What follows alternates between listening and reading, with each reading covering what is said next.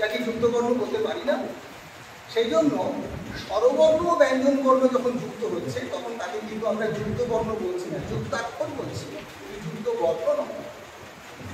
যখন ব্যঞ্জন বর্ণ ও ব্যঞ্জন বর্ণ মানে দুটি ব্যঞ্জন বর্ণ যখন যুক্ত হচ্ছে তখন তাকে বলছি যুক্ত বর্ণ। সেটাই আমরা এখানে দেখানো হয়েছে। বোঝা গেছে দুটো জিনিসের মধ্যে তফাৎ কি?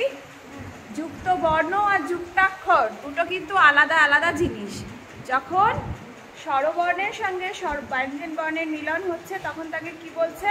আচ্ছা ম্যাডামের দিকে একটু করো, ম্যাডামের দিকে একটু করো। তখন তাকে কি বলছে? আচ্ছা আপনি ব্যাপারটা বুঝতে পেরেছেন? হ্যাঁ, বাড়িতে যখন আপনারা অনুশীলন করাবেন একটু একটু খেয়াল করে অনুশীলন করাবেন, তাহলে করো দেখো কি আমরা তো সবসময় ওদের কাছে থাকি না।